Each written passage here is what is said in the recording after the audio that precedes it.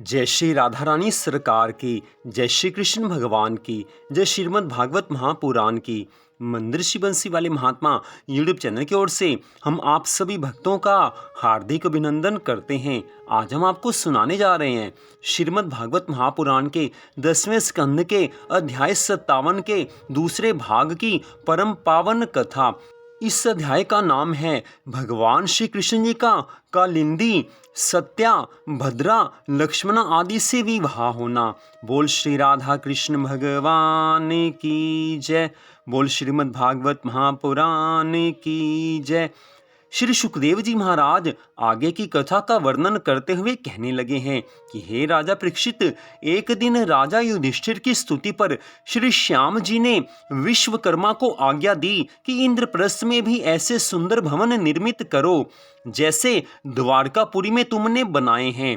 कुछ समय बीतने पर एक दिन अग्नि देवता ने श्री श्याम सुंदर के पास आकर स्तुति की कि हे प्रभु, बहुत दिनों से भूखा होने के कारण मेरी ये इच्छा है कि यदि आप आज्ञा दें तो मैं खांडव वन को, जहाँ अनेक पशु पक्षी जीव हैं, उन्हें भस्म करके अपना पेट भर लूं। ऐसा करने से मेरी भूख दूर हो जाएगी।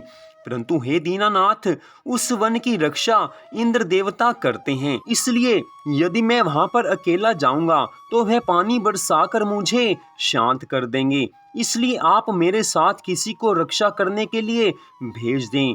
अग्निदेव की इस विनती को सुनकर श्री कृष्ण जी ने अर्जुन को ये आज्ञा दी है कि तुम अग्नि देवता के साथ जाओ। श्री श्याम सुंदर जी की आज्ञा पाकर अर्जुन अग्निदेव के साथ चल दिया है और उस स्थान पर पहुंचकर अग्नि से कहा कि वन को भस्म कर अपना पेट भरो। हे राजा परीक्षित, अग्निदेव ने खांडव वन को जलाना आरंभ कर दिया। जब उसका धुआं आकाश में पहुंचा तब इंद्र ने मेघपति को ये आज्ञा दी कि तुम पानी बरसाकर अग्नि को बुझा दो। राजा इंद्र की आज्ञा पाकर जब बादलों ने जल बरसाना आरंभ किया, उस समय अर्जुन ने वायुबाण चलाकर मेघों को तितर बितर कर दिया तथा बाणों द्वारा उस वन के चारों ओर एक ऐसा घेरा बना दिया जिससे वहां एक भी जीव भागकर बाहर ना जा सके। अग्निदेव प्रसन्नता पूर्वक उस वन को जलाने लगे। उस समय उस वन में रहने वाले प्रिय नामक दानव ने अर्जुन के पास आकर स्तुति की कि हे राजपुत्र, आप मुझे अपनी शरण में आया हुआ जानकर मेरी रक्षा करें। यह सुनकर अर्जुन ने अग्निदेव को आज्ञा दी कि तुम मैं दानव का स्थान मत जलाओ। अर्जुन की आज्ञा अनुसार जब अग्नि ने मैं दानव के स्थान को छोड़कर संपूर्ण वन को जला दिया, तब मैंने अर्जुन से मित्रता करके अपनी विद्या से इंद्रप्रस्थ में एक ऐसे सभा भवन का निर्माण किया जिसे देख सब लोग मोहित हो जाते थे। उसमें जल के स्थान पर स्थल तथा स्थल पर जल दिखाई पड़ता था। एक दिन राजा दुर्योधन उस स्थान को देखने के लिए गया तो वहां जल के धोखे में उस स्थान पर कपड़े ऊंचे करने लगा जहां पर जल नहीं बल्कि स्थल था, और दूसरी ओर स्थल के धोखे में पानी के कुंड में गिर पड़ा। उस समय दुर्योधन की दुर्गति देखकर भीमसेन तथा द्रौपदी आदि स्त्रियां हंसने लगी। इससे दुर्योधन मन ही मन बहुत जल गया और अपने घर लौट आया। इतनी कथा सुनाकर श्री सुखदेव जी महाराज कहने लगे हैं कि हे राजा परीक्षित, अर्जुन की सहायता से प्रसन्न होकर अग्नि देवता ने अर्जुन को गांडीव नामक एक धनुष, एक दिव्य कवच, एक रथ, 4 श्वेत कर्ण के घोड़े, 2 अक्षय तुनीर, एक तलवार तथा ढाल भेंट में दी है। हे राजन, 4 महीने इंद्रप्रस्थ में रहने के उपरांत जब श्री श्याम सुंदर ने पांडवों से विदा मांगी, उस समय युधिष्ठिर आदि 5 भाई, कुंती तथा द्रौपदी सब उदास हो गए हैं। श्री श्याम सुंदर उन्हें धैर्य बंधा कालिंदी को साथ लेकर द्वारिकापुरी लौट आए हैं। उस समय द्वारिका में घर घर मंगलाचार हुए हैं। राजा उग्रसेन ने कालिंदी का विवाह श्री कृष्ण जी के साथ बड़ी धूमधाम से कर दिया। इतनी कथा सुनाकर श्री सुखदेव जी महाराज कहने लगे हैं कि हे राजा परीक्षित, अब श्री मुरली मनोहर का मित्रविंदा के साथ विवाह कथा का वर्णन सुनो। श्री कृष्ण जी की राजदेवी नामक एक बुआ उज्जैन के राजा को विवाही थी। उसकी परम सुंदरी पुत्री मित्रविंदा जब विवाह के योग्य हुई, तब उसके भाई मित्रसेन ने देश देश में निमंत्रण भेजकर उसका स्वयंवर रचा है। उस समय अनेक देशों के राजा वहां पर आ पहुंचे। श्री कृष्ण जी भी मित्रविंदा के स्वयंवर में जा पहुंचे। जिस समय राजकन्या ने श्री कृष्ण जी को देखा, उस समय सब राजाओं को छोड़कर श्री कृष्ण जी के गले में उन्होंने वरमाला डाल दी है। राजा दुर्योधन भी अपने भाइयों सहित उस स्थान पर गया हुआ था। सो उसने अपने मित्रविंदा के भाई बिंदु से कहा कि यदि तुम्हारे मौसा का लड़का कृष्ण तुम्हारी बहन को ब्याह कर ले जाएगा तो संसार में तुम्हारी बड़ी हंसी होगी। तुम अपनी बहन को समझा दो कि वह इनसे विवाह ना करे। बिंदु सेन ने अपनी बहन को समझाया तो वह श्री कृष्ण जी के समीप से अलग हटकर खड़ी हो गई। ये देखकर अर्जुन ने श्री श्याम सुंदर के कान में कहा कि हे प्रभु, यदि इस समय आप लज्जा करेंगे तो सब बात बिगड़ जाएगी। यह सुनकर श्री कृष्ण ने मित्रविंदा का हाथ पकड़कर उसे अपने रथ पर बैठा लिया और द्वारका की ओर चल पड़े हैं। द्वारिका पहुंचकर श्री हरि ने मित्रविंदा के साथ शास्त्र की विधि के अनुसार विवाह कर लिया।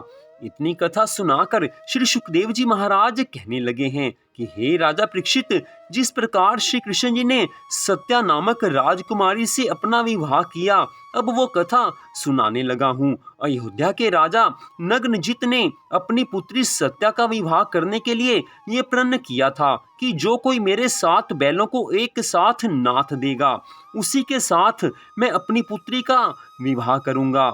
ये समाचार सुनकर श्री कृष्ण जी अर्जुन को साथ लेकर अयोध्या जा पहुंचे। जब राजा नग्नजित ने उनके आने का समाचार सुना तो वह बड़े आदर पूर्वक आगे आकर उन्हें अपने घर ले आया और बड़े सम्मान पूर्वक ठहराया है। तदुपरांत वहां जब राजकुमारी सत्या ने उन्हें देखा तो वह उन पर मुग्ध होकर यह मनाने लगी कि यदि मुझसे पिछले जन्म में कोई पुण्य बने हो तो मैं श्री कृष्ण जी को अपने पति के रूप में प्राप्त करूं।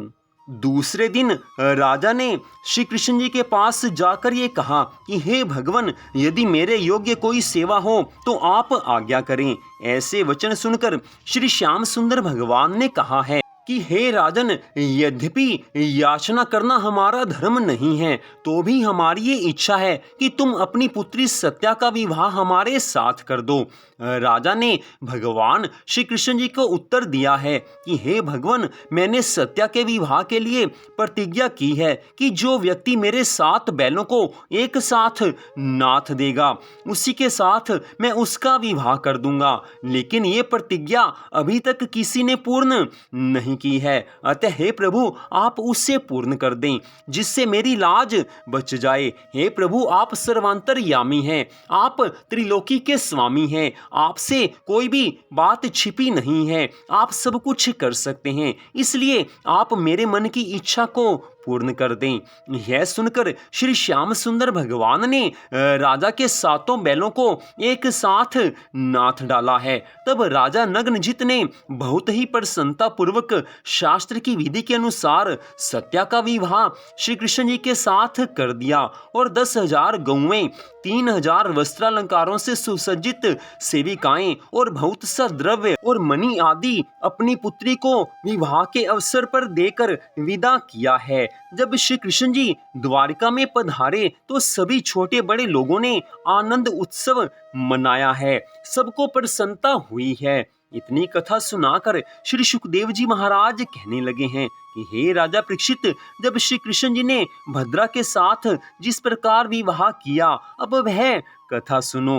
भदावर देश के राजा ने अपनी पुत्री भद्रा के विवाह के लिए स्वयंवर रचाया है। उसमें भाग लेने के लिए अनेक राजा आए और श्री कृष्ण जी भी अर्जुन को साथ लेकर वहां पर आए हैं। जब राजकुमारी अपने हाथों में वरमाला लिए हुए आई, तब उसने श्री मुरली मनोहर की मोहिनी मूर्ति पर रीझ कर माला उनके गले में डाल दी है। तब राजा ने भद्रा का विवाह श्री कृष्ण जी के साथ शास्त्र की विधि के अनुसार कर दिया और उन्हें बहुत सा दहेज देकर अपनी कन्या सहित विदा किया है। इतनी कथा सुनाकर श्री सुखदेव जी महाराज आगे की कथा का वर्णन करते हुए कहने लगे हैं कि हे राजा परीक्षित, अब श्री कृष्ण जी का लक्ष्मणा के साथ विवाह की कथा का वर्णन सुनो। मद्रास द्रविड़ देश के राजा ने अपनी कन्या का स्वयंवर करने के लिए देश देश के राजाओं को आमंत्रित किया है। उस समय श्री कृष्ण जी भी अर्जुन को साथ लेकर वहां जा पहुंचे। जब वह राजपुत्री हाथों में वरमाला लिए स्वयंवर स्थल में आई, तब उसने श्री श्याम सुंदर के मोहिनी रूप पर मोहित होकर उन्हें माला पहना दी है। तब राजा ने बड़े हर्ष पूर्वक अपनी पुत्री का विवाह श्री कृष्ण जी के साथ करके उन्हें बहुत सा दहेज देकर विदा किया है। तत्पश्चात जब वे द्वारिकापुरी पहुंचे तो सब द्वारका वासियों ने बहुत प्रसन्नता से उनका स्वागत सत्कार किया है। आज भगवान श्री कृष्ण जी के विवाह के उत्सव पर सभी द्वारिकावासी प्रसन्नता के मारे झूम रहे हैं। तरह तरह के मंगलाचार होने लगे हैं। सबको उत्सव मनाने में अति आनंद हुआ है। इतनी कथा सुनाकर श्री सुखदेव जी महाराज कहने लगे हैं कि हे राजा परीक्षित, इस तरह श्री कृष्ण जी अपना विवाह करके 8 पहर आनंद मनाते हुए द्वारिका में निवास करने लगे। सभी स्त्रियां उनकी प्रेम पूर्वक सेवा किया करती थी। हे राजा परीक्षित, रुक्मणी, जाम्बवती, सत्यभामा, कालिंदी, मित्रविंदा, सत्या, भद्रा और लक्ष्मणा, ये 8 भगवान श्री कृष्ण जी की पटरानियां कहलाती थी। तो यहीं पर आज की इस कथा का विश्राम होता है। मंदिर श्री बंसी वाले महात्मा यूट्यूब चैनल की ओर से आज की इस कथा को सुनने के लिए आप सबका हार्दिक धन्यवाद। भगवान श्री राधा कृष्ण जी की श्रीमद् भागवत महापुराण की अनंत कृपा सदा आप सब पर, आपके परिवार पर बनी रहे, इसी मंगल कामना के साथ जय श्री राधा रानी सरकार की, जय श्री कृष्ण भगवान की, जय श्रीमद् भागवत महापुराण की, जय श्री सुखदेव जी महाराज की। जय जय श्री राधे, जय जय श्री राधे, जय जय श्री राधे श्याम।